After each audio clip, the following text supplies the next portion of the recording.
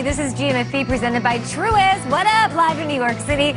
My name's Kate. Nate Burleson is here. Peter Schrager is here. Kyle Brandt is here. And Ian Rappaport is here. And that's where we start our show, getting all of the headlines. Weekend full of action, of course, playoff games to dig into. But Ian Sider, let's talk Jets. They hired Robert Saleh to be their new head coach. How did it go down? And tell us everything we need to know. Well, clearly Robert Saleh was the focus for the New York Jets really from the beginning. Went in, had a Zoom interview to start off, and then you can always tell which candidate is the favorite for a team by who they bring in first. The Jets wanted very badly to bring Robert Saleh in first, thought they might lock him in, seal the deal when he was visiting, but instead he continued his trip, actually traveled to Florida to go meet with the Philadelphia Eagles, and they kind of kept it open. The Jets met with Arthur Smith, but really this was about, for the organization, finding a leader, someone who could change the culture of their franchise, someone who also is a very, very good coach, obviously one of the best defensive minds out there. In the end, Robert Saleh ends up with a 5-year deal for the New York Jets. Mike LaFleur, the pass game coordinator for the San Francisco 49ers, his likely choice as the offensive coordinator, though they still got to go through the interview process. Meanwhile, for the San Francisco 49ers, D'Amico Ryans, linebackers coach, expected to step in for Saleh as the DC there. Either way, for the Jets, Joe Douglas set out on a wide search, wanted to find the best person, the best CEO for their organization, and they firmly believe they found it in Robert Saleh. And I will say, you know, we're waking up here on the East Coast. I know you're here as well, Ian. Seems like New Yorkers, the publications, the bloggers, the tweets, the fans all seem pretty excited and enthusiastic about this hire in Robert Saleh. So we'll get back to you in a little bit with more details on everything going on around the league. Ian, you're the best, guys. What do you make of the Jets grabbing and getting this done? Robert Saleh is the new head coach. Yeah, let me go into a little more depth here off of Ian's report. Yeah. So Saleh left that Jets interview yesterday, and I could tell you after texting with him, he was like, I want the Jets job. He wanted the Jets job. This is the job I want. But the Jets had to finish the process out, and their process was laid out days beforehand. We were going to meet with 2 finalists, Robert Saleh and Arthur Smith. There were reports that they had multiple finalists coming in. It was never multiple people. It was 2 guys. It was down to 2. And when Doug Peterson got fired, a lot of people thought that Joe Douglas would then say, let's get Peterson to the front of the line. They worked together in Philadelphia. They had put too much work into the process and had narrowed it down that it was down to these guys. So Saleh goes down to Florida, interviews with the Eagles. And then the Chargers call Saleh, and they're like, we want to meet with you again. Now the Jets are thinking, okay, we might have to get this thing done. Once the Chargers stuff happening and they met with Arthur Smith, they were like, let's put ink to paper. Let's get this thing done. Saleh was ecstatic. He wanted to be the Jets coach. He connected so well with not only Joe Douglas, but Christopher Johnson, the owner, and then Jaime Elhai, who's the president. And together, they all felt like this was a connection that could be leadership for the Jets for the future. As for New York, Joe Douglas does deserve a lot of credit here, because it would have been easier just to say, all right, I know Doug Peterson, I know Wink Martindale, we work together in Baltimore, let me just hire a friend. He had never met Saleh, ever, until Friday. And here we are, 1 week later, after a Zoom interview and an in-person meeting, and he's like, I'm going to put my name and 5 years and a lot of $1 million into this man, someone who I have no relationship with prior than a week ago. Saleh comes in here, and his story's going to resonate. Son of a construction worker, first generation Lebanese American, tough dude, family guy. Don't be fooled by all that screaming and all the pump-up stuff you see on the sideline. An intellect. It's his calm that players really respond to. He connects with them on that way. Intellect led the way on this one. And the last point, because Ian mentioned Mike LaFleur, who most likely will be coming, and that's Matt LaFleur's little brother. He's 34 years old. He was with Saleh in San Francisco. Sam Darnold's an interesting piece to this as well. And from what I gather, and this doesn't necessarily stay stagnant, fixed in time, but Sam Darnold has a significant chance of being on that Jets roster moving forward, or at least has an opportunity to still be on that Jets roster. When, if maybe another coach, or if it was the first overall pick, it might have been a different story. But the belief is the Shanahan system can get the most out of a quarterback, and if Sam Darnold is a capable quarterback, he might have a shot to stay on. Last thing, the 49ers, they're the first team to lose an assistant coach to another team who is a minority hire. With the new rules that Troy Vincent put in, the 49ers will get 2 third-round picks, additionally, from the league. Oh. And that is something to encourage having a pipeline of assistant coaches of color, minorities, that maybe the team's poach, you get rewarded for it in some way. So the Jets get their guy.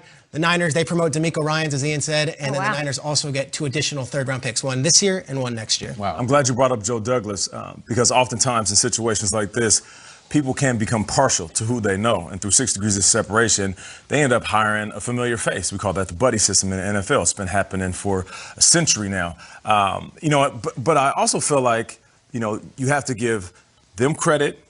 And also, the credit that Robert Saleh has been getting from his players is almost the ringing endorsement that you want to hear. Mm-hmm. You can read the papers, you can listen to coaches, but guys like Richard Sherman, I mean, here it is right here. The New York Jets got a great one. Congrats to him. But even Richard Sherman during the season, the stuff he would say about Robert Saleh, he would say, this guy doesn't get enough credit for what we're doing. With the amount of players that we lost, the guys that ended up on IR, we never make excuses. Never make excuses. How often have we looked at this Jets team and heard excuses coming from players, coming from coaches, coming from the front office, coming from the fan base?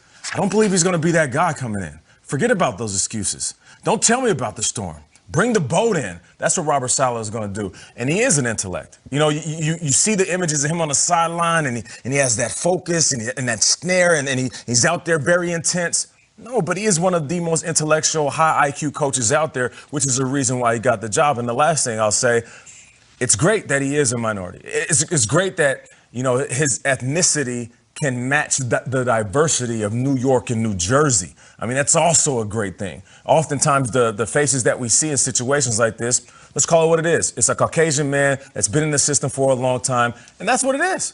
But now you're seeing more coaches getting opportunities. So the fact that he has all these things, plus when guys look in the mirror, when women look in the mirror that represent this New Jersey, New York area, it is a little bit different than your traditional white guy who's been a coach or an assistant coach for the last 15 years. This is a great hire for the Jets, but this is just getting started. We could say good job to the Jets. But Robert Saleh, you're going to have to come in and win some games.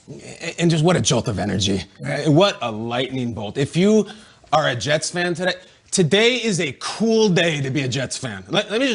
When do we say that? It is a cool, fun day to be a Jets fan who have not had a lot of them. We've got a decade of no playoff games. We got mono jokes about the franchise quarterback, Le'Veon Bell bowling.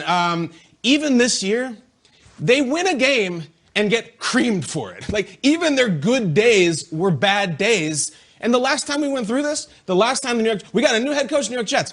10 seconds into the press conference, he's a meme, he's a joke, it's crazy-eyed Gase, everyone's already making fun of you.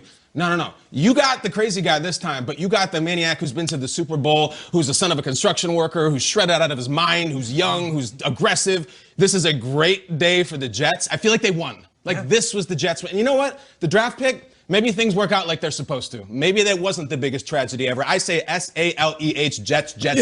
Big day for the Jets. I'm not saying really anything negative, are you? No, it's exciting. I was waiting to hear I want a guy with head coaching experience, guy. So I could say Flores, Shanahan, McVay, the other list of Reich, Flores down in Miami. They all have done it as first-time head coaches and flourishing in recent years. Let's bring in Ian Rappaport yet again. Ian, I would love a couple of things from you. Thank you for being here with us all morning long with all of this news. What's the update on Arthur Smith, and can you catch us up on how the Urban Meyer deal is coming along?